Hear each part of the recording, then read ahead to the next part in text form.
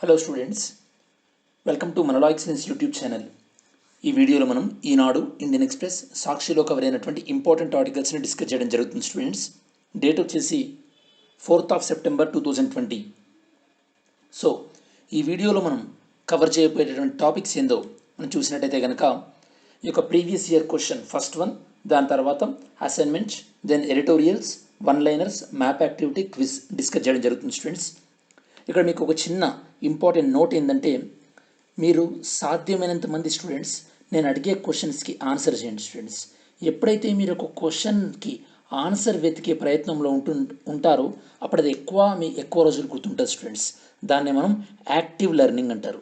మీరు కావాలంటే ఒకసారి ఈ యొక్క యాక్టివ్ లెర్నింగ్ అంటే ఏందని మీరు గూగుల్లో సెర్చ్ చేయండి. మీరు ఏది నేర్చుకున్నా సరే సింపుల్గా చదివి వదిలిపెట్టేదానికన్నా ఆ చదివిన కంటెంట్లో నుంచి క్వశ్చన్స్కి ఆన్సర్ చేస్తే కనుక అది మీకు ఎక్కువ రోజులు గుర్తుంటుంది. కాబట్టి లెర్నింగ్ ఎక్కువగా ఇంటరాక్టివ్ ఉండేలా చూసుకోండి. అంటే నేను ఏదైనా క్వశ్చన్స్ అడిగినప్పుడు మీరు ఆన్సర్ చేయండి. ఆ ఆన్సర్ కూడా మీరు లైవ్ చాట్లో మీరు ఆన్సర్ చేయొద్దు స్టూడెంట్స్. మీరు వీడియో కింద కమెంట్స్లో ఆన్సర్ పెట్టండి. ఎందుకంటే లైవ్ చాట్లో పెట్టే మీరు ఆన్సర్స్ తర్వాత నేను చెక్ చేసినప్పుడు కూడా అవైలబుల్గా ఉండవు మళ్ళీ. సో కాబట్టి మీరు కమెంట్స్లో ఆన్సర్ ఇంక్లూడ్ చేయండి. మరి సో ప్రీవియస్ ఇయర్ క్వశ్చన్ ఏందో చూద్దాం స్టూడెంట్స్. ఇది 2019లో అడిగినటువంటి క్వశ్చన్.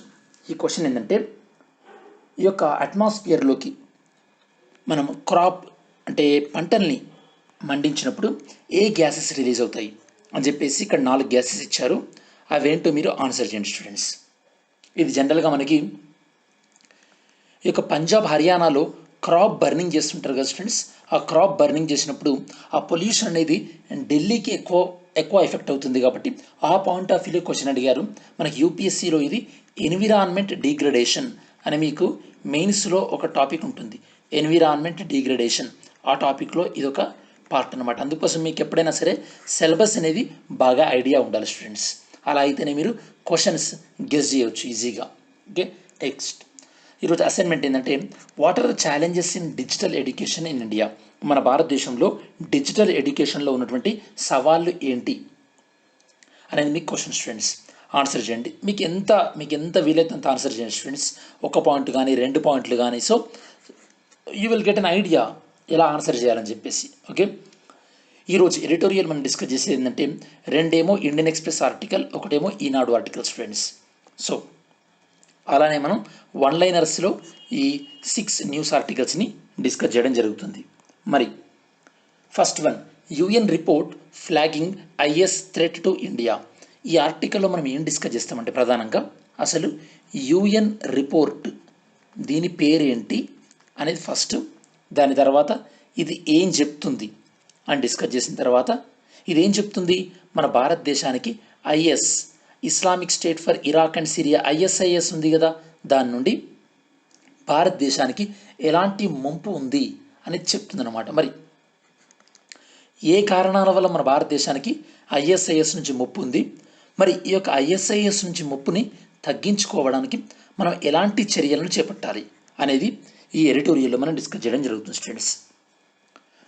ఇది ఈరోజు మీకు న్యూస్ పేపర్లో వచ్చినటువంటి క్లిప్పింగ్ అనమాట. Challenge at home from abroad అంటే విదేశాల నుండి మన భారతదేశం తీవ్రవాద విషయంలో ఎలాంటి సవాళ్ళని ఎదుర్కోబోతుంది లేదా ఎలాంటి సవాళ్ళని ఇప్పుడు ఎదుర్కొంటుంది అనేది ఈ ఆర్టికల్ యొక్క ప్రధానమైనటువంటి ఆబ్జెక్టివ్. మరి ఫస్ట్ మనకి ఐఎస్ఐఎస్ యొక్క బ్రీఫ్ హిస్టరీ ఏందో మనం చూద్దాం స్టూడెంట్స్.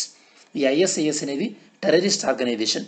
ఎప్పుడైతే కనుక ఈ యొక్క అమెరికా అనేది ఇరాక్ని వదిలి వెళ్ళిందో 2011లో, అసలు ఇరాక్ని ఎందుకు ఆక్యుపై చేసింది అమెరికా?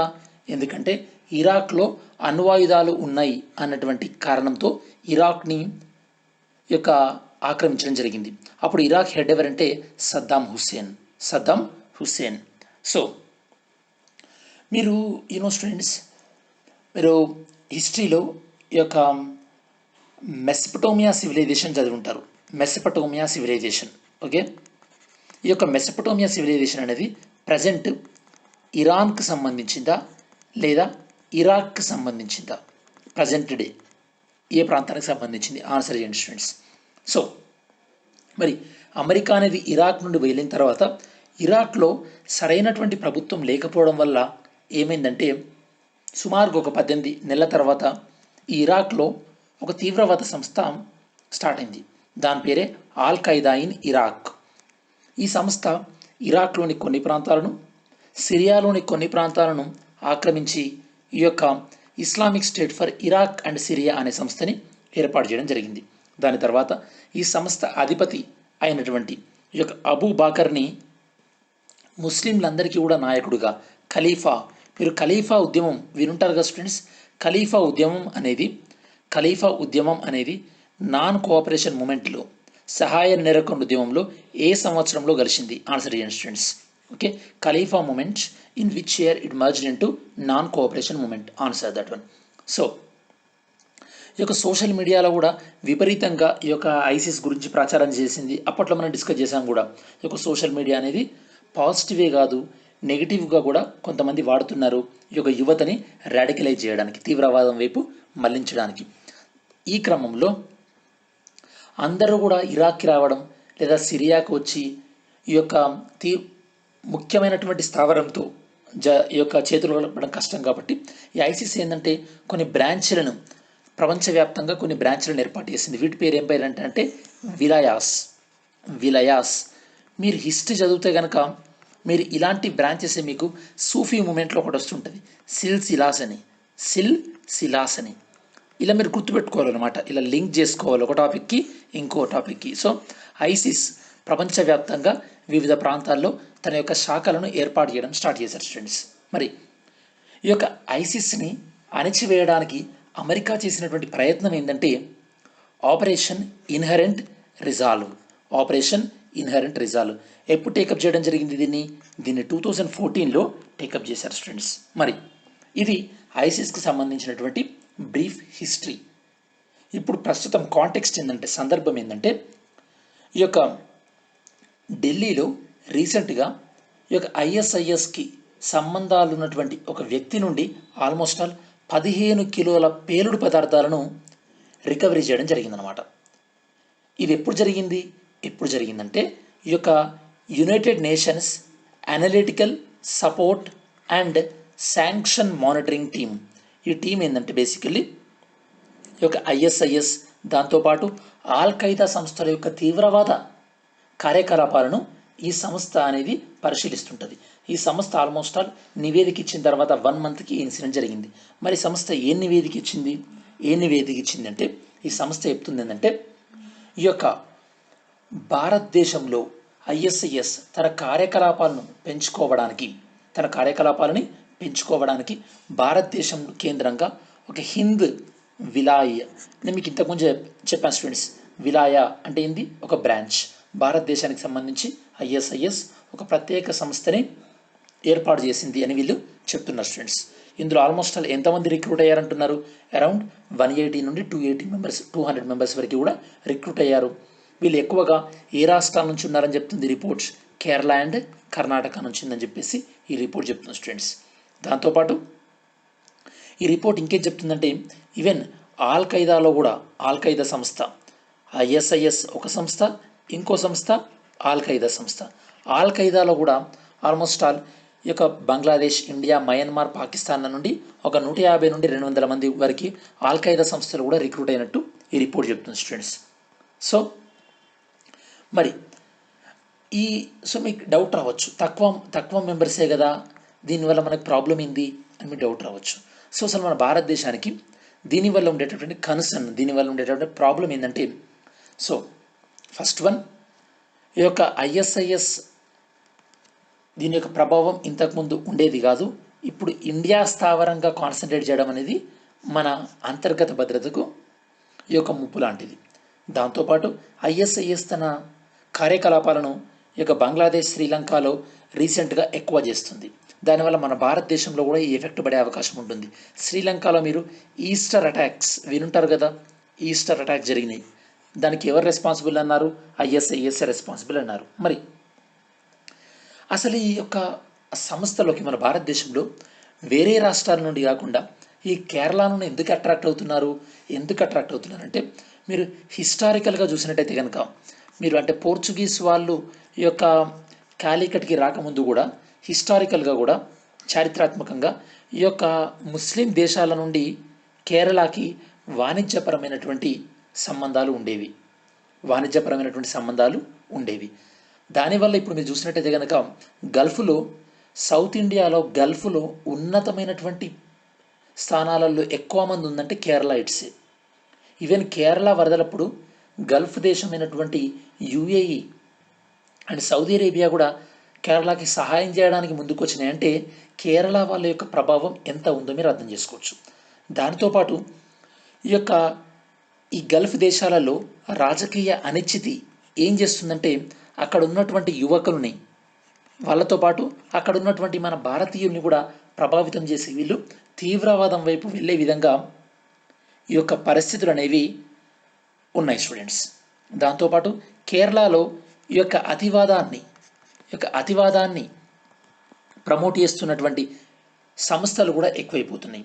మరి మనం ఏం చేయాలి? ఈ పాయింట్ ఆఫ్ వ్యూలో ఏం చేయాలంటే మన భారతీయులు వేరే దేశంలో ఎవరైతే ఉన్నారో వాళ్ళతోని ఈ యొక్క సాంస్కృతిక పరమైనటువంటిది, దాంతోపాటు ఈ యొక్క సంస్థాగతమైనటువంటి సంబంధాలను మనం ప్రోత్సహించాలి. దానివల్ల ఏమవుతుందంటే ఈ యొక్క ప్రవాస భారతీయులు తీవ్రవాదం వైపు అట్రాక్ట్ అవ్వడమే కాకుండా వాళ్ళ వల్ల భారతదేశంలో ఉన్నటువంటి వ్యక్తులు కూడా తీవ్రవాదం వైపు ఆకర్షించబడకుండా ఉంటారన్నమాట. దాంతోపాటు ఈ యొక్క తీవ్రవాద కార్యకలాపాల గురించి వివిధ దేశాల మధ్యలో ఉన్నటువంటి సమాచారాన్ని కూడా సమన్వయం చేసుకుంటూ ముందుకెళ్ళాలి. ఎందుకంటే ఈ తీవ్రవాదం అని కానీ, ఈ యొక్క తీవ్ర టెర్రరిజం, దాంతోపాటు ఈ యొక్క క్లైమేట్ చేంజ్, వాతావరణ మార్పు కానీ, ఇవన్నీ కూడా ఒక దేశం పోరాటం చేస్తే అయ్యేది కాదు స్టూడెంట్స్. వివిధ దేశాలు సమన్వయంతో ముందుకెళ్ళాలి.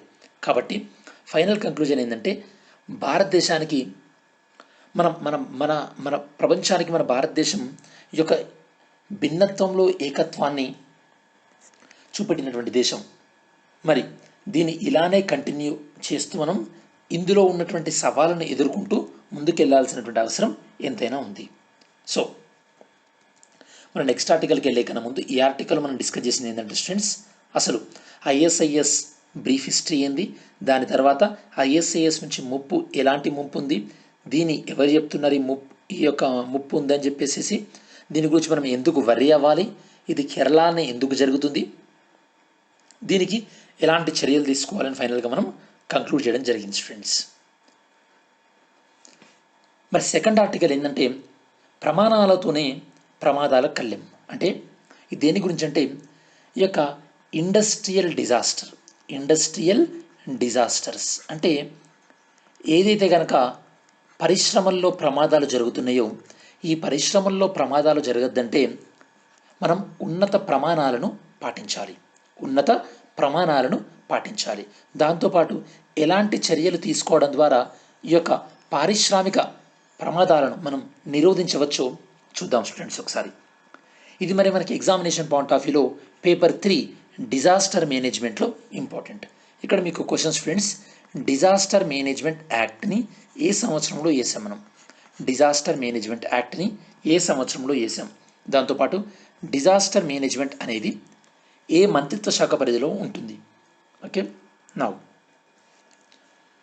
ఇది ఈరోజు న్యూస్ పేపర్లో వచ్చినటువంటి ఆర్టికల్ స్టూడెంట్స్. ఓకే, సో మనకి వైజాగ్ సంఘటన జరిగిన తర్వాత ఈ యొక్క మన భారతదేశంలో ఇలాంటి పరిశ్రమలు ఏవైతే కనుక ప్రమాదకరమైనటువంటి కాలుష్య పదార్థాలను విడుదల చేస్తున్నాయో, మరి వాటిని ఎలా నియంత్రిస్తున్నామో, వాటికి అసలు నిజంగా సరైనటువంటి అనుమతులు ఉన్నాయా లేదా, అవి చట్టాలకు లోబడే పనిచేస్తున్నాయా లేదా అన్నటువంటి అంశాలు చాలా చర్చనీయాంశంగా మారినాయి అన్నమాట. మరి సో ఈ యొక్క కాలుష్యకారక పరిశ్రమలు అవి పనిచేసేటటువంటి ప్రమాణాలతో పాటు వీటిని నియంత్రించే విషయంలో ప్రభుత్వాలు కూడా ప్రజలకు ఏ విధంగా అకౌంటబుల్గా ఉంటున్నాయి, జవాబుదారీతనంగా ఉంటున్నాయి అనే అంశం కూడా తెర మీదకి వచ్చింది. అంటే ప్రభుత్వాలు నిజంగానే ఈ పరిశ్రమను బాగా కట్టడి చేస్తున్నాయా లేదా, నిజంగానే ఇవి ప్రజల యొక్క ఆరోగ్యాన్ని కాపాడుతున్నాయా లేదా అన్నటువంటి అంశాలు తెర మీదకి రావడం జరిగింది. అసలు ఆల్మోస్ట్ 30 సంవత్సరాల కిందటనే మనకి భోపాల్ గ్యాస్ ఇన్సిడెంట్ జరిగినప్పుడు 1984లో జరిగినప్పుడు అప్పటి నుండి మన భారతదేశంలో ఈ యొక్క పరిశ్రమల నుండి వచ్చేటటువంటి కాలుష్యం నియంత్రణ కోసం పర్యావరణ చట్టాల అమలు ప్రక్రియ ప్రారంభమైంది. ఫర్ ఎగ్జాంపుల్ మీరు 1984లో భోపాల్ గ్యాస్ ఇన్సిడెంట్ జరిగింది. మనకి ఎన్విరాన్మెంట్ ప్రొటెక్షన్ యాక్ట్ ఎప్పుడు వచ్చింది స్టూడెంట్స్? 1986. ఇలా గుర్తుంచుకోవాలి మనం. ఈ యొక్క ఒక కాంటెక్స్ట్తో గుర్తుంచుకుంటే మనకి ఎక్కువ రోజులకు గుర్తుంటుంది స్టూడెంట్స్. మరి ఈ యొక్క పరిశ్రమల నుండి వెలువడేటటువంటి రసాయనాలను నియంత్రించడానికి మన భారతదేశంలో ఆల్మోస్ట్ 15 చట్టాలు ఉన్నప్పటికీ కూడా ఎలాంటి ఉపయోగం ఉండట్లేదు. ఎందుకు ఉండట్లేదు ఉపయోగం? ఎందుకంటే మన భారతదేశంలో ఈ యొక్క జాతీయ రసాయన విధానం అంటే నేషనల్ కెమికల్ పాలసీ అన్నటువంటిది లేదనమాట. ఓకే, ఎందుకు ఉండాలని మీకు డౌట్ రావచ్చు. ఎందుకు ఉండాలంటే ఇలాంటి రసాయన పరిశ్రమలకు సంబంధించి ప్రతి 3 నుంచి 4 నెలలకు కూడా ప్రతి 3 నుంచి 4 నెలలకు సగటున 4 నుంచి 5 ఈ యొక్క ఇండస్ట్రియల్ యాక్సిడెంట్ జరుగుతున్నాయి స్టూడెంట్స్. దాన్ని బట్టి మనకు ఒక సమగ్రమైనటువంటి నేషనల్ కెమికల్ పాలసీ అవసరం ఎంతైనా ఉందని మనం చెప్పొచ్చు. దానితో పాటు మరి ఒక పరిశ్రమను ఏర్పాటు చేసే ముందు ఆ పరిశ్రమ యొక్క పర్యావరణ ప్రభావ మదింపు అంటే ఎన్విరాన్మెంట్ ఇంపాక్ట్ అసెస్మెంట్ని చేయాల్సి ఉంటుంది. మీకు తెలుసు స్టూడెంట్స్, ఎన్విరాన్మెంట్ ఇంపాక్ట్ అసెస్మెంట్ అనేది రాను రాను ఎంత దీని యొక్క నాణ్యతను కోల్పోతుందో మీకు తెలుసు. అందుకోసమే రీసెంట్గా సెంట్రల్ గవర్నమెంట్ ఇష్యూ చేసినటువంటి ఎన్విరాన్మెంట్ ఇంపాక్ట్ అసెస్మెంట్ నోటిఫికేషన్ని చాలామంది వ్యతిరేకించారు కూడా. ఓకే, సో ఎందుకంటే ఈ ప్రక్రియ నిర్లక్ష్యంగా మారింది అన్నటువంటి విమర్శలు ఉన్నాయి స్టూడెంట్స్. చాలా కాలుష్యమైనటువంటి అత్యంత కాలుష్యకారకమైనటువంటి ప్రమాదకార పరిశ్రమల్ని, దాంతోపాటు ఈ యొక్క ప్రాజెక్టుల్ని ఈ రిపోర్టు సమగ్రంగా అంచనా వేయలేకపోతుంది, ప్రమాదాలను నివారించలేకపోతుంది అని చాలామంది ఈ యొక్క ఎన్విరాన్మెంట్ ఇంపాక్ట్ అసెస్మెంట్ని విమర్శిస్తున్నారు కూడా. ఓకే, మరి ఈ సందర్భంలో ఈ యొక్క మెజారిటీ పరిశ్రమలు ఈ ఎన్విరాన్మెంట్ ఇంపాక్ట్ అసెస్మెంట్లో ఉన్నటువంటి లోపాలని ఆసరా చేసుకొని ఈ యొక్క చట్టాల నుండి తప్పించుకోకుండా ప్రభుత్వం ఈ యొక్క పరిశ్రమలను ప్రజలకు కానీ ప్రభుత్వానికి కానీ జవాబుదారీతనంగా ఉంచాల్సినటువంటి అవసరం ఎంతైనా ఉంది. దాంతోపాటు ఈ యొక్క పరిశ్రమల్లో ఉత్పత్తి సామర్థ్యానికి తగ్గట్టు అంటే వాళ్ళు ఎంతైతే గూడ్స్ ఉత్పత్తి చేస్తున్నారో దానికి తగ్గట్టు భద్రతా ప్రమాణాలు కానీ సాంకేతిక పరికరాలు కానీ దాంతోపాటు ఈ యొక్క వాయు కాలుష్యాన్ని గుర్తించేటువంటి పరిజ్ఞానం కానీ అలానే ఏదైనా ప్రమాదం జరిగినప్పుడు ప్రజలను అప్రమత్తం చేసేటటువంటి వ్యవస్థ కానీ వీటినన్నింటినీ కూడా ఏర్పాటు చేయాలి. అలా ఏర్పాటు చేయకుండా కంపెనీలకు అనుమతులు ఇచ్చినట్టయితే కనుక ప్రజల యొక్క ఆరోగ్యాన్ని ప్రమాదంలో పెట్టినట్టే ఉంటుంది స్టూడెంట్స్. ఓకే, సో ఇవన్నీ కూడా నేను మీకు ఎక్స్ప్లెయిన్ చేయడం జరిగింది. మరి ఫైనల్ కంక్లూజన్ ఏంటంటే ఏవైతే కనుక ప్రమాదకర పరిశ్రమలు ఉంటాయో వాటిని జనావాసాలకు దూరంగా ఏర్పాటు చేయాలి. అలానే ఈ యొక్క పరిశ్రమలు అనేవి ప్రభుత్వం యొక్క నిబంధనలకు కట్టుబడుతూ పర్యావరణ విషయంలో కానీ ఆరోగ్య విషయంలో కానీ అత్యున్నతమైనటువంటి పద్ధతులను పాటించి సోషల్ రెస్పాన్సిబిలిటీ తీసుకోవాలి, సామాజిక బాధ్యతగా ఉండాలి. మనకి భోపాల్ అనుభవాలు ఏం నేర్పుతున్నాయి అంటే ఈ యొక్క ప్రమాదాలు అనేవి ప్రజలపైన తాత్కాలికంగానే కాకుండా దీర్ఘకాలిక ప్రభావాన్ని కూడా చూపెట్టే అవకాశం ఉంది. సో కాబట్టి ఇలా పారిశ్రామిక భద్రతకు ఒకవైపు యాజమాన్యాలు ఇంకోవైపు ప్రభుత్వాలు నమ్మకం కల్పించినప్పుడే పౌరుల ప్రాణాలకు భరోసా దక్కుతుంది. మనం ఎప్పుడైతే అనుకుంటామో దీపం కిందే చీకటి ఉన్నట్టుగా అభివృద్ధితో పాటు ఉండే ప్రమాదాలను కూడా ప్రభుత్వాలు అలక్ష్యం చేయకూడదు. ఈ కెమికల్ ఇండస్ట్రీ అనేది మన భారతదేశంలో మొత్తం జీడిపిలో ఆల్మోస్ట్ 3% ఉంది స్టూడెంట్స్. ఈ యొక్క కెమికల్ ఇండస్ట్రీ ఈ యొక్క పరిశ్రమలో వైజాగ్ కూడా విశాఖపట్నం కూడా కీలక పాత్ర పోషించబోతుంది స్టూడెంట్స్. ఎందుకంటే భారతదేశ కేంద్ర ప్రభుత్వం ఈ యొక్క రసాయన పరిశ్రమను ప్రోత్సహించడానికి భారతదేశంలోని 4 ప్రాంతాల్లో ఈ యొక్క మ్యానుఫ్యాక్చరింగ్ హబ్లను ఏర్పాటు చేస్తున్నట్టు కేంద్ర ప్రభుత్వం ప్రకటించింది. అవి ఏంటంటే వైజాగ్లో ఉన్నటువంటి ఒకటి, పారాదీప్లో రెండవది, దాంతోపాటు ఈ యొక్క తమిళనాడులో ఉన్నటువంటి కడలూరు మూడవది, దాంతోపాటు ఈ యొక్క గుజరాత్లోని దేహిజ్ నాలుగవది. ఈ నాలుగింటిని కూడా మ్యానుఫ్యాక్చరింగ్ హబ్ లాగా ఈ యొక్క అభివృద్ధి చేయనున్నటువంటి ఈ క్రమంలో వైజాగ్లో కూడా దాంతోపాటు మిగతా ప్రదేశాల్లో కూడా ఈ యొక్క ఇండస్ట్రీస్ని చాలా పటిష్టమైనటువంటి భద్రతతో మనం నిర్వహించవలసినటువంటి అవసరం ఎంతైనా ఉంది స్టూడెంట్స్.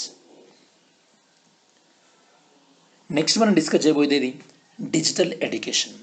అసలు ఇప్పుడు మనం డిజిటల్ ఎడ్యుకేషన్ అనే దాన్ని ఎందుకు డిస్కస్ చేస్తున్నామంటే ఈ యొక్క కోవిడ్ వల్ల చాలా విద్యా సంస్థలు ఫేస్ టు ఫేస్ అంటే ముఖాముఖి విద్యను అందించలేకపోతున్నాయి. మరి దీనికి ఆల్టర్నేటివ్ ప్రత్యామ్నాయంగా ఏముంది స్టూడెంట్స్? డిజిటల్ ఎడ్యుకేషన్ దీనికి ప్రత్యామ్నాయంగా ఆవిర్భవించింది. మరి ఇలాంటి సందర్భంలో ఈ యొక్క డిజిటల్ ఎడ్యుకేషన్ ఎలాంటి సవాళ్ళని ఎదుర్కొంటుంది, దాంతోపాటు మరి వీటిని ఎలా అధిగమించవచ్చు డిస్కస్ చేస్తూ ఫైనల్గా మనం కంక్లూజన్ని డిస్కస్ చేయడం జరుగుతుంది స్టూడెంట్స్. ఓకే, చూద్దాం. ఇది మనకి ఈ యొక్క ఇండియన్ ఎక్స్ప్రెస్ ఆర్టికల్లో వచ్చింది స్టూడెంట్స్. రాసింది ఎవరంటే very famous person Sam Pitroda. ఇతను రాజీవ్ గాంధీ ప్రభుత్వంలో చాలా కీలకమైనటువంటి బాధ్యతలను నిర్వహించారు స్టూడెంట్స్. ఒక విధంగా చెప్పాలంటే మన భారతదేశంలో ఐటీ రివల్యూషన్ తీసుకురావడంలో శామ్ పిట్రోడా చాలా కీలకమైన పాత్రను పోషించాడని చెప్పొచ్చు మనం. కాబట్టి ఇతను రాసినటువంటి ఈ ఆర్టికల్ మనకి ఎంతైనా ఇంపార్టెంట్ స్టూడెంట్స్. ఓకే, ఈ యొక్క డిజిటల్ ఎడ్యుకేషన్ సేఫ్గా ఉండాలంటే ఎలాంటి జాగ్రత్తలు తీసుకోవాలో మీరు ఈ స్లైడ్లో చూడొచ్చు. అంటే ఈ యొక్క ప్రైవసీ మేనేజ్మెంట్ కానీ లేదా క్రిటికల్ థింకింగ్ని ప్రోత్సహించడం కానీ, దాంతోపాటు ఈ యొక్క డిజిటల్ సమయం ఎక్కువ ఎక్స్పోజ్ కాకుండా, దాంతోపాటు సైబర్ సెక్యూరిటీ కానీ లేదా సైబర్ బుల్లింగ్ అంటే సైబర్ విధానాల ద్వారా వేధింపులు కానీ వీటన్నింటిని నివారించాలి. అప్పుడే ఈ యొక్క డిజిటల్ ఎడ్యుకేషన్ ద్వారా ఫలాలను అందరికీ అందించగలుగుతాం. మరి మనం ఇంట్రడక్షన్ చూసినట్టయితే కనుక స్టూడెంట్స్, ఈ యొక్క కరోనా పాండమిక్ వల్ల విద్యా వ్యవస్థ అనేది ఒక సంక్షోభంలోకి వెళ్ళింది అని మనం చెప్పొచ్చు. ఓకే, ఎడ్యుకేషన్ ఇన్స్టిట్యూట్స్ అనేవి క్లోజ్ అయినాయి. ఇవి ఆల్మోస్ట్ ఆల్ 2021 వరకు కూడా ఇదే కొనసాగవచ్చు. మరి ఈ సందర్భంలో మనకి ఆన్లైన్ ఎడ్యుకేషన్ అనేది ఒక ఉపశమనంగా ఆవిర్భవించింది. అయినప్పటికీ ఈ యొక్క ఆన్లైన్ ఎడ్యుకేషన్లో కొన్ని సవాళ్ళు ఉన్నాయి స్టూడెంట్స్.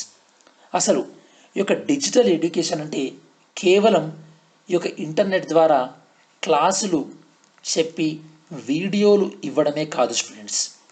డిజిటల్ ఎడ్యుకేషన్ అంటే ఇందులో స్టూడెంట్కి టీచర్కి మధ్యలో ఉన్నటువంటి ఇంటరాక్షన్ ఉండాలి. దాంతోపాటు స్టూడెంట్ యొక్క మెంటల్ హెల్త్ని కూడా అంచనా వేసే విధంగా ఉండాలి. సో దానితోపాటు ఈ యొక్క డిజిటల్ ఎడ్యుకేషన్కి సంబంధించినటువంటి ఇన్ఫ్రాస్ట్రక్చర్ మౌలిక వసతులు కూడా అందరికీ అందుబాటులో ఉండాలి. చూద్దాం మరి దీనికి సంబంధించి ఇప్పుడు మనం ఈ యొక్క డిజిటల్ విద్యా విధానం మన భారతదేశంలో ఎలాంటి సవాళ్ళను ఎదుర్కొంటుంది అనేది మనం చూద్దాం students. First one, lack of proper study room. మనం 2011 సెన్సస్ డీటెయిల్ చూసినట్టయితే కనుక మన భారతదేశంలో ఉన్నటువంటి కుటుంబాల్లో ఈ యొక్క 3 లేదా అంతకన్నా ఎక్కువ ఉన్నటువంటి కుటుంబాలు కేవలం వాళ్ళు 2 రూమ్స్ లేదా అంతకన్నా తక్కువ రూమ్స్లోనే ఉంటున్నారు. ఎంతమంది? గ్రామీణ ప్రాంతాల్లోనైతే కనుక 74% మంది, పట్టణ ప్రాంతాల్లోనైతే కనుక 64% మందికి కూడా 2 కన్నా ఎక్కువ రూమ్స్ లేవు. మరి ఇట్లాంటి సందర్భంలో పిల్లలు చదువుకోవడానికి మంచి యాంబియన్స్ వాతావరణం ఉండే అవకాశం ఉందా? ఒకవైపు ఏమో ఇంట్లో సీరియల్ చూస్తుంటారు, ఇంకోవైపు ఏమో వేరే ఏదో రాజకీయాలు మాట్లాడుతుంటారు. ఇలాంటి సిచ్యువేషన్ ఉన్నప్పుడు స్టూడెంట్స్కి చదువుకునే ఫెసిలిటీ ఆ వాతావరణం ఉండదు. ఇది ఫస్ట్ ఛాలెంజ్ డిజిటల్ ఎడ్యుకేషన్లో ఉన్నటువంటి ఫస్ట్ ఛాలెంజ్. అదే స్కూల్ ఉందనుకోండి, వాళ్ళు స్కూల్కి వెళ్ళిపోతారు, స్కూల్లో పక్క వాళ్ళని చూసి అనేది చదువుకుంటారు, అది వేరే విషయం. సెకండ్ ఛాలెంజ్ ఏంటంటే ఇంటర్నెట్ పెద్దగా లేదు మన భారతదేశంలో. For example national sample survey వీళ్ళ ప్రకారం 2017-18 వీళ్ళ ప్రకారం మన భారతదేశంలో కేవలం పట్టణ ప్రాంతాల్లో 42%, గ్రామీణ ప్రాంతాల్లో 15% మాత్రమే ఈ యొక్క ఇంటర్నెట్ సదుపాయాన్ని కలిగి ఉన్నారు. మరి మిగతా వాళ్ళకి ఇంటర్నెటే లేదు. అలాంటి సందర్భాల్లో డిజిటల్ ఎడ్యుకేషన్ ఎలా ఉంటుంది? వాళ్ళకి ఉండదు. దానివల్ల ఏమవుతుంది, మన భారతదేశంలో సుమారు 2/3 వంతు మంది స్టూడెంట్స్ ఈ యొక్క డిజిటల్ ఎడ్యుకేషన్ని అందుకోలేకపోతున్నారు స్టూడెంట్స్. ఇందులో ఎక్కువగా ప్రభావానికి గురయ్యేది ఎవరంటే కనుక ఈ యొక్క పేదరికంలో ఉన్న వాళ్ళు కానీ, లేదా సమాజంలో అట్టడుగు స్థాయిలో ఉన్న వాళ్ళు కానీ, గ్రామీణ ప్రాంతాల్లో ఉన్నటువంటి విద్యార్థులు. మరి కొంతమంది ఇంటర్నెట్ ఉన్నప్పటికీ కూడా స్లో ఇంటర్నెట్ ఉండడం. ఎందుకంటే ఈ యొక్క డిజిటల్ ఎడ్యుకేషన్ అంటే నథింగ్ బట్ ఏంది, టీచర్లను మనం డౌట్స్ అడుగుతుంటాం, దాంతోపాటు వీడియో చూస్తుంటాం. మరి ఇలాంటి దానికి ఖచ్చితంగా ఇంటర్నెట్ అనేది హై స్పీడ్ ఇంటర్నెట్ ఉండాలి. మన భారతదేశంలో ఈ హై స్పీడ్ ఇంటర్నెట్ అనేది చాలా తక్కువగా ఉంది స్టూడెంట్స్. కొన్ని చోట్ల అయితే కనుక, ఫర్ ఎగ్జాంపుల్ జమ్మూ కాశ్మీర్ లాంటి యూనియన్ టెరిటరీస్లో 4G కనెక్షన్ లేకుండా 2G కనెక్షన్ ఉండడం వల్ల అక్కడ ఉన్నటువంటి విద్యార్థులు ఎంత ఇబ్బంది పడుతున్నారో మీకు తెలుసు స్టూడెంట్స్. ఓకే, దాని గురించి నిన్న కూడా మనం డిస్కస్ చేసాం.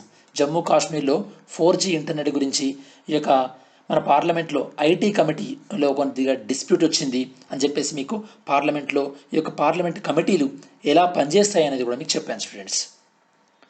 4th one, lack of social cohesion. అంటే మీనింగ్ ఏంది, ఇప్పుడు స్కూల్ ఉందనుకోండి, స్కూల్ ఉంటే అన్ని కులాల వాళ్ళు, అన్ని మతాల వాళ్ళు ఒక దగ్గర ఉంటారు, అవునా కదా? పబ్లిక్ ఇన్స్టిట్యూషన్లో అందరూ కూడా ఒకే దగ్గర ఉంటారు. జెండర్ కానీ, క్లాస్ కానీ, క్యాస్ట్ కానీ, దేనికి సంబంధించి కాకుండా అందరూ ఒకే దగ్గర ఈ యొక్క గ్యాదర్ అవుతారు. అదే డిజిటల్ లెర్నింగ్లో, డిజిటల్ ఎడ్యుకేషన్లో ఇలాంటి ఒక సోషల్ ఇంక్లూజన్ అనేది ఉంటుందా? ఉండదు. ఇది కూడా ఒక ప్రాబ్లం. మరి వీటిని ఎలా అధిగమించాలి ప్రాబ్లమ్స్ని? ఫస్ట్ ఆఫ్ ఆల్ ఇన్ఫ్రాస్ట్రక్చర్, మౌలిక వసతులపైన మనం కాన్సన్ట్రేట్ చేద్దాం. ఫస్ట్ మౌలిక వసతులు ఏంటి? ఫస్ట్ ఇంటర్నెట్ సదుపాయాన్ని ప్రొవైడ్ చేయడం. మరి మన భారతదేశంలో ఉన్నటువంటి 2.5 లక్షల గ్రామ పంచాయతీలకు ఈ యొక్క నాణ్యమైనటువంటి ఇంటర్నెట్ అంటే అరౌండ్ ఎంత స్పీడ్ ఉండాలి? 100 Mbps ఉన్నటువంటి స్పీడ్ ఉన్నటువంటి ఇంటర్నెట్ని ఇవ్వడానికి 40,000 కోట్లతో తీసుకున్నటువంటి ప్రోగ్రామే నేషనల్ ఆప్టికల్ ఫైబర్ నెట్వర్క్. ఈ ప్రోగ్రామ్ని తీసుకోవడం జరిగింది స్టూడెంట్స్. దీని ద్వారా ప్రభుత్వం ఏం భావిస్తుందంటే ఈ గవర్నెన్స్ కానీ, ఈ లెర్నింగ్ కానీ, ఈ బ్యాంకింగ్ కానీ, ఈ హెల్త్ లాంటి సేవలు మెరుగయ్యే అవకాశం ఉందని ప్రభుత్వం భావిస్తుంది. ఈ విషయంలో మనం ఇంకా ముందుకు ఎంతో పురోగతి సాధించాల్సినటువంటి అవసరం ఉంది స్టూడెంట్స్. ఇప్పటికీ కూడా లైక్ ఇప్పుడు మా టౌనే చూసుకుంటే కనుక, నేను ఉండేది mandal head quarter students. Mandal head క్వార్టర్లో ఇప్పటికీ కూడా మాకు ఒక బ్రాడ్బ్యాండ్ కనెక్షన్ ఉండదు. ఈ యొక్క BSNL వాళ్ళని అడుగుతేనేమో అంటే చాలా సిల్లీ రీజన్ చెప్తుంటారు, మా దగ్గర వైర్ లేదు, లేకపోతే మేము కనెక్షన్స్ ఇవ్వట్లేదని. ప్రైవేట్ వాళ్ళనే లేదు, ప్రైవేట్ వాళ్ళేమో అసలు ఛాన్సే లేదు. ఏ చేయాలన్నా కూడా మళ్ళీ మొబైల్ ఆన్ చేసి మొబైల్ హాట్స్పాట్తో ల్యాప్టాప్లో వీడియోలు చేయడం చాలా ఇబ్బంది ఉంటుంది. ఇంకా కూడా మన ఇండియాలో ఈ యొక్క ఇంటర్నెట్ పెనిట్రేషన్ అనేది తక్కువ ఉంది. మీ ఎక్స్పీరియన్స్ కూడా మీరు షేర్ చేయండి స్టూడెంట్స్, మీకు ఇంటర్నెట్ అనేది ఎలా ఉందో. ఓకే, సో దాంతోపాటు ఇంకేంటంటే ఈ యొక్క నేషనల్ నాలెడ్జ్ నెట్వర్క్ అనే దాన్ని కూడా భారతదేశ ప్రభుత్వం తీసుకొచ్చింది. అంటే ఏంది ఇదేంటంటే మన భారతదేశంలోని అత్యున్నత విద్యా సంస్థలు ఏవైతే ఉంటాయో లైక్ IITలు కానీ, NITలు కానీ, వీటిని హై స్పీడ్ ఇంటర్నెట్తో కలుపుతారనమాట. దానివల్ల ఏమవుతుంది, దానివల్ల ఈ విద్యా సంస్థలో ఒక విద్యా సంస్థ నుంచి ఇంకో విద్యా సంస్థకి వీళ్ళు నాలెడ్జ్ని ఈజీగా షేర్ చేసుకుంటారనమాట. అంటే దీనివల్ల ఏమవుతుంది, దీనివల్ల కోఆపరేషన్ అండ్ కోఆర్డినేషన్ పెరుగుతుంది. రీసెర్చ్ యాక్టివిటీస్లో ఇది ఉపయోగపడుతుంది స్టూడెంట్స్. ఎవరికి? టీచర్స్కైనా కానీ లేదా స్టూడెంట్స్కైనా కానీ ఉపయోగపడుతుంది. ఓకే, సో మరి కంక్లూజన్ ఏంటంటే స్టూడెంట్స్, ఈ యొక్క ఆన్లైన్ డిజిటల్ ఎడ్యుకేషన్ వల్ల ఉపయోగాలు ఉన్నాయి. ఈ డిజిటల్ ఎడ్యుకేషన్ అనేది ఈ యొక్క ఫేస్ టు ఫేస్ ఎడ్యుకేషన్కి ఒక సప్లిమెంట్ లాగా ఉండాలి. కేవలం డిజిటల్ ఎడ్యుకేషన్ మాత్రమే సరిపోదు. దాంతోపాటు ఈ యొక్క టీచర్ క్లాస్ ఎన్విరాన్మెంట్ నుండి డిజిటల్ ఎడ్యుకేషన్ వైపు వెళ్తున్నటువంటి ఈ సందర్భంలో అన్ని విషయాల్లో, వివిధ విషయాలను మనం ఇందాక చెప్పినట్టు ఏవైతే ఛాలెంజెస్ ఉన్నాయో ఆ అన్ని విషయాలపైన మనం దృష్టి సారించాల్సినటువంటి అవసరం ఉంది స్టూడెంట్స్. మరి మనం ఈ ఆర్టికల్లో డిస్కస్ చేసింది ఏంది స్టూడెంట్స్? ఓవరాల్గా మనం నెక్స్ట్ వన్ లైనర్స్కి వెళ్ళే కన్నా ముందు ఈ ఆర్టికల్లో మనం డిస్కస్ చేసింది ఏంటంటే డిజిటల్ ఎడ్యుకేషన్ డిజిటల్ ఎడ్యుకేషన్ ఎందుకు వచ్చింది, ఇంట్రడక్షన్, దాని తర్వాత డిజిటల్ ఎడ్యుకేషన్ ఎదుర్కొంటున్నటువంటి ఛాలెంజెస్, దాని తర్వాత సొల్యూషన్స్, ఫ్యూచర్ సొల్యూషన్స్ని మనం డిస్కస్ చేయడం జరిగింది స్టూడెంట్స్. దాని తర్వాత కంక్లూజన్. ఇది స్టూడెంట్స్ ఓవరాల్గా ఈరోజు మనకు డీటెయిల్ అనాలిసిస్ అనేది. ఇప్పుడు వన్ లైనర్స్ అంటే ఫ్యాక్ట్స్ డిస్కస్ చేద్దాం. ఈ ఫ్యాక్ట్స్ అనేవి మీకు విఆర్ఓ ఎగ్జామ్ దగ్గర నుంచి యూపీఎస్సీ ప్రిలిమ్స్ ఎగ్జామ్స్ దాకా అన్ని ఎగ్జామ్లో కూడా ఉపయోగపడతాయి students. Okay, so first one, black hole. Massive black hole అంటే రెండు బ్లాక్ హోల్ కలిపి ఒక పెద్ద బ్లాక్ హోల్ ఏర్పడిందని మన న్యూస్ పేపర్లో వచ్చింది. బ్లాక్ హోల్ అంటే మహా కృష్ణబిలం. మీరు ఇంగ్లీష్లోనే గుర్తుపెట్టుకోండి, ట్రై చేయండి. నేను మీకు ఫస్ట్ టైం కాబట్టి ఇంగ్లీష్ తెలుగు రెండు చెప్తున్నా. నెక్స్ట్ టైం వీడియోలలో మీకు బ్లాక్ హోల్ అని చెప్తే మీకు ఇది అర్థం కావాలి. సో ఇలా రెండు బ్లాక్ హోల్స్ కలిసినట్టు ఎవరు చెప్పారు మనకి? అమెరికాలోని లిగో అబ్జర్వేటరీ, దాంతోపాటు యూరోపియన్లో గ్రావిటేషనల్ అబ్జర్వేటరీ అని ఉంది, అందులో విర్గో డిటెక్టర్ అని ఉంది. విర్గో డిటెక్టర్ వీళ్ళు ఈ బ్లాక్ హోల్ కలిసినటువంటి దాన్ని వీళ్ళు గుర్తించారు. అసలు ఇది ఎప్పుడు జరిగింది ఈ పరిణామం? మీరు ఆశ్చర్యపోతారు స్టూడెంట్స్. 700 కోట్ల సంవత్సరాల కిందటి జరిగిందట.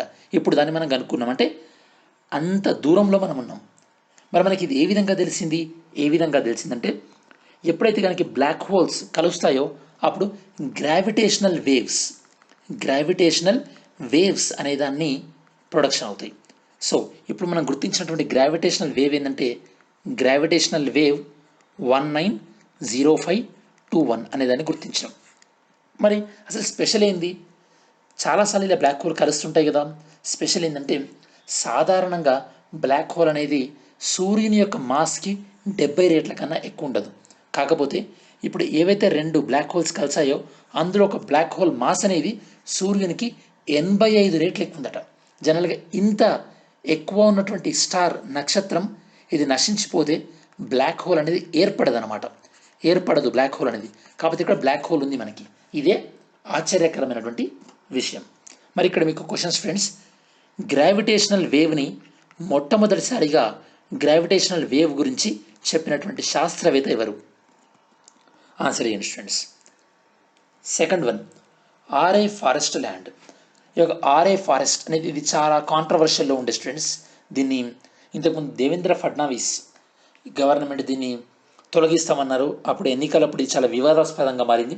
ఈ ఆర్ఐ ఫారెస్ట్ ల్యాండ్ ఒకప్పుడు 3000 ఎకరాలు ఉండేది. దాని తర్వాత ప్రభుత్వం కొన్ని అవసరాలకు వాడుకోగా ఇప్పుడు 1800 ఎకరాలలో ఉంది. ఇందులో 600 ఎకరాలను మహారాష్ట్ర ప్రభుత్వం రిజర్వ్ ఫారెస్ట్గా ప్రకటించింది. ఇక్కడ మీకు examination point of view important ఏంటంటే ఒక ప్రాంతాన్ని రిజర్వ్ ఫారెస్ట్గా ప్రకటించేటటువంటి అధికారం ఎవరికి ఉంటుందంటే రాష్ట్ర ప్రభుత్వానికి ఉంటుంది. ఏ చట్టం ప్రకారం? ఇండియన్ ఫారెస్ట్ యాక్ట్ 1927 సెక్షన్ 4 ప్రకారం రాష్ట్ర ప్రభుత్వానికి ఉంటుంది students. Okay, next one, India Bangladesh inland waterways. బంగ్లాదేశ్కి దాంతోపాటు భారతదేశం ఇక నదీ జలాల ద్వారా సరకు రవాణాను, ట్రాన్స్పోర్టేషన్ని ఒక కొత్త రూట్ని స్టార్ట్ చేశారు. మరి ఏ ప్రాంతానికి మధ్యలో?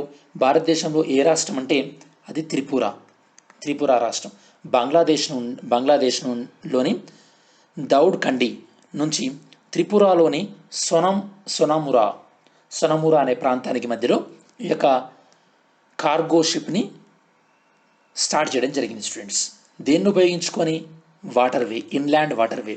ఎప్పుడైనా గుర్తుపెట్టుకోండి స్టూడెంట్స్, ఇన్లాండ్ వాటర్వే అంటే దేశంలో ఉన్నటువంటి నదీ ప్రవాహాలను ఉపయోగించుకొని సరకు రవాణా చేయడం అన్నమాట. మరి భారతదేశానికి బంగ్లాదేశ్ మధ్యలో ఇలా ఇన్లాండ్ వాటర్ వేస్ని ఉపయోగించుకోవాలని చెప్పేసి మనం అగ్రిమెంట్ చేసుకోవడం జరిగింది. అదేంటంటే protocol for inland water ways trade and transit. Protocol for inland water trade and transit.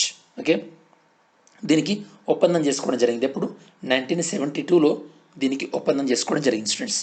ఈ విధంగా ఇలాంటి కనెక్టివిటీ పెరుగుతే ఏమవుతుందంటే బేసికల్లీ ఈ యొక్క నార్త్ ఈస్ట్కి కనెక్టివిటీ అనేది పెరుగుతుంది స్టూడెంట్స్. ఎందుకంటే నార్త్ ఈస్ట్ అనేది లైక్ త్రిపుర కానీ లేదా మిజోరాం కానీ ఈ నార్త్ ఈస్ట్ ప్రాంతాలన్నీ కూడా ఇవన్నీ ల్యాండ్ లాక్డ్, వీటికి ఈ యొక్క తీర ప్రాంతం ఏం లేదు కాబట్టి ఇలాంటి చర్యలు ఉపయోగపడతాయి.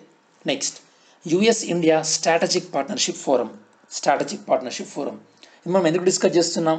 ఎందుకంటే ఇందులో రీసెంట్గా మన ప్రధానమంత్రి దీన్ని ఉద్దేశిస్తూ మాట్లాడడం జరిగింది. ఇది ఎన్నవ ఎడిషన్? ఇది 3వ ఎడిషన్. మరి ఈ యొక్క US India strategic partnership forum ఏదైతే ఉందో ఇది private organisation students, non profit organisation, private. ఇది ఎందుకంటే దీని యొక్క ప్రధానమైన విధి ఏంటంటే భారతదేశానికి అమెరికాకు మధ్యలో ద్వైపాక్షిక సంబంధాలని ప్రోత్సహించడం దీని యొక్క ప్రధానమైనటువంటి విధి. ఇండియాకి యుఎస్ఏకి మధ్యలో ఇప్పుడు ట్రేడ్ ఆల్మోస్ట్ ఆల్ $149 బిలియన్ ఉంది స్టూడెంట్స్. $149 బిలియన్ లెవెల్లో ఉంది. Next coral reef. మీకు కోరల్ రీఫ్ అంటే ఫస్ట్ అర్థం కావాలి. కోరల్ రీఫ్ అనేది బేసికల్లీ యానిమల్ స్టూడెంట్, ప్లాంట్ కాదు, యానిమల్. ఓకే, కోరల్ అనేది యానిమల్. ఈ విధంగా ఉంటుంది స్టూడెంట్స్. ఇది ఏం చేస్తుందంటే ఇది ఈ యొక్క సముద్రాల్లో ఉన్నటువంటి కార్బన్ డైఆక్సైడ్ని వినియోగించుకొని ఇది కాల్షియం కార్బోనేట్ని చేస్తుంది, షెల్స్ లాగా ఏర్పడుతుంది అనమాట. మరి దీనికి కలర్ ఎలా ఉంటుంది? ఎలా వస్తుంది? ఈ కలర్ ఎలా వస్తుందంటే ఈ యానిమల్ ఈ యొక్క ఆల్గే అనే దానికి ఈ యొక్క షెల్టర్ ఇస్తుంది అనమాట. ఆల్గే షెల్టర్ తీసుకున్నందుకు ఆల్గే ఏం చేస్తుంది? ఆల్గే అనేది ఫుడ్ను తయారు చేసి ఇస్తుంది అనమాట. అంటే దీన్ని సింబయాసిస్ అంటారు. సింబయాసిస్, తెలుగులో నాకు ఎగ్జాక్ట్ వర్డ్ గుర్తు రావట్లేదు. సింబయాసిస్ అంటే ఆల్గేనేమో ఫుడ్ ఇస్తుంది, కోరల్ ఏమో షెల్టర్ ఇస్తుంది అనమాట. మరి ఎప్పుడైతే కనుక ఆల్గే అనేది కోరల్ నుంచి వెళ్ళిపోతుందో అప్పుడు కోరల్కి కలర్ ఉంటుందా? ఉండదు. దాన్ని మనం కోరల్ బ్లీచింగ్ అంటారు. దాన్ని మనం ఏమంటారు స్టూడెంట్స్? కోరల్ బ్లీచింగ్ అంటాం. కోరల్ బ్లీచింగ్ ఇంకా ఎక్కువ రోజులు కంటిన్యూ అవుతప్పుడు ఏమవుతుంది? కోరల్స్ చనిపోతాయి. దాన్ని మనం డెడ్ కోరల్ అంటారు. ఇలా చనిపోయినటువంటి కోరల్ కూడా వివిధ జంతువులకి షెల్టర్ లాగా ఉపయోగపడుతుందని ఎవరు చెప్తున్నారు? యూనివర్సిటీ ఆఫ్ క్వీన్లాండ్ ఆస్ట్రేలియా వాళ్ళు చెప్తున్నారు స్టూడెంట్స్. యూనివర్సిటీ ఆఫ్ క్వీన్లాండ్ ఆస్ట్రేలియా వాళ్ళు చెప్తున్నారు. మరి కోరల్ రీఫ్స్ ఇవి ఎక్కడ ఉంటాయని చెప్పాను మీకు? Under water structure. ఈ కోరల్స్ అనేవి ఏంటి? యానిమల్స్. ఇన్వర్టిబ్రేట్స్ అంటే వీటికి వర్టిబ్రల్ కాలం ఉండదు. మరి ఇవి వాటర్లో ఉన్నటువంటి కాల్షియంను ఉపయోగించుకొని కాల్షియం కార్బోనేట్ షెల్స్ని ఏర్పాటు చేస్తాయి. ఇలా కాల్షియం కార్బోనేట్ షెల్స్ అన్నీ కలిసి ఏర్పడితే అప్పుడు ఏమవుతుంది? కోరల్ రీఫ్స్ అనేవి ఏర్పడతాయి. ఈ కోరల్లో ఏముంటుంది? ఆల్గే ఉంటుంది. జూజాంథలే ఆల్గే ఉంటుంది స్టూడెంట్స్. ఈ ఆల్గే ఏం చేస్తుంది? ఫుడ్ని ప్రొవైడ్ చేస్తుంది. మరి కోరల్ ఏం చేస్తుంది? షెల్టర్ ఇస్తుంది. దాంతోపాటు కోరల్ తను రిలీజ్ చేసినటువంటి కార్బన్ డైఆక్సైడ్ని ఆల్గేకి ఇస్తుంది students. Algae is responsible. Algae వల్లనే కోరల్కి వివిధ రకాలైనటువంటి కలర్స్ వస్తుంటాయి. కోరల్ రీఫ్స్ ఎందుకు ఇంపార్టెంట్ అంటే ప్రపంచవ్యాప్తంగా ఉన్నటువంటి మొత్తం మహాసముద్రాల్లో కోరల్ రీఫ్ 1% ఏరియాలోనే ఉంది. కాకపోతే ఈ కోరల్ రీఫ్స్ ఉన్న మొత్తం ప్రాంతంలో ప్రపంచంలో ఉన్నటువంటి అంటే వాటర్లో ఉన్నటువంటి 25% బయోడైవర్సిటీ అనేది ఈ కోరల్ రీఫ్లోనే ఉంది. అంటే కోరల్ రీఫ్స్ అనేవి ఎంత బయోడైవర్సిటీకి ఎంత ఉపయోగపడుతున్నాయో అర్థం చేసుకోవచ్చు. అందుకోసమే కోరల్ రీఫ్స్ మనం rain forest of the sea అంటారు స్టూడెంట్స్.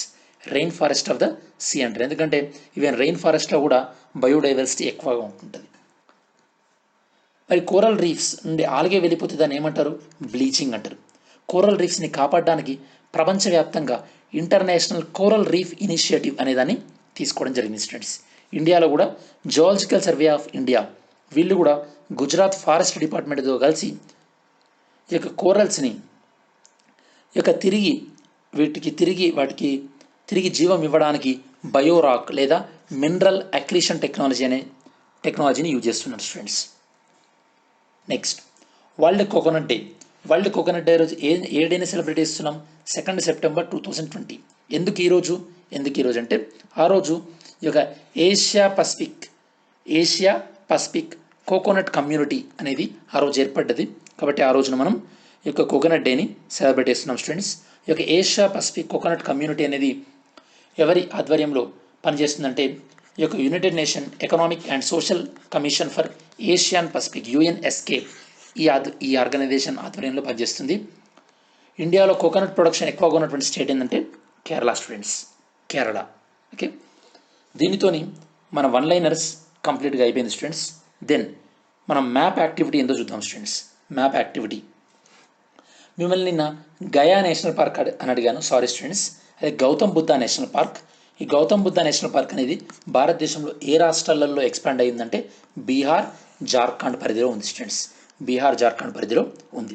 ఈరోజు మ్యాప్ పాయింటింగ్ ఏంటంటే మాయా మౌంటైన్స్ అట్లాస్లో ఎక్కడున్నాయో మీరు లొకేట్ చేయండి. దాంతోపాటు ఇది ఏ మహాసముద్రానికి దగ్గరలో ఉంది కమెంట్ చేయండి స్టూడెంట్స్. Next quiz. నిన్నటి క్వశ్చన్స్కి ఆన్సర్స్ ఏంటో చూద్దాం. బార్డర్ అడ్జస్ట్మెంట్ ట్యాక్స్కి సంబంధించినటువంటి రైట్ స్టేట్మెంట్ ఏంటో చూద్దాం. It is a tax imposed on imported goods. Of course దిగుమతుల పైన కస్టమ్ డ్యూటీ కాకుండా కస్టమ్ డ్యూటీకి అడిషనల్గా ఈ డ్యూటీని విధిస్తారు. Right answer. ఇది ఈ యొక్క వస్తువు ఎవరు వినియోగించుకుంటున్నారు అన్న దాన్ని బట్టి ట్యాక్స్ విధిస్తారు. అది ఎక్కడి నుంచి వచ్చింది, ఎక్కడ ప్రొడక్షన్ అయింది అన్న దాన్ని బట్టి కాదు. సో ఇది కూడా right answer. So both 1 and 2 are right. So answer is C. Second one, Bonda ట్రైబ్కి సంబంధించి రైట్ ఆన్సర్ ఏంది? వీళ్ళు పీవీటీజీ పర్టికులర్లీ వల్నరబుల్ ట్రైబ్కి సంబంధించిన వాళ్ళు. ఎక్కడ? ఒడిస్సా. సెకండ్ స్టేట్మెంట్ ఏం చెప్తుంది? వీళ్ళు మేఘాలయకు సంబంధించిన వాళ్ళు అంటున్నారు. Wrong student. So answer is 1 only. Sorry 2 only. Incorrect అని అడుగుతున్నారు కదా, 2 only. Third one, Nuakhai Juhar. ఈ ఫెస్టివల్కి సంబంధించి రైట్ ఆన్సర్ ఏంది? ఇది ఒక అగ్రికల్చర్ ఫెస్టివల్. సేమ్ మన దగ్గర సంక్రాంతి టైపు, కేరళలో ఓనం టైపు. ఇది ఎక్కడ సెలబ్రేట్ చేసుకుంటారు? ఒడిస్సా, ఛత్తీస్గఢ్ ప్రాంతాల్లో సెలబ్రేట్ చేసుకుంటారు. So both statements are right.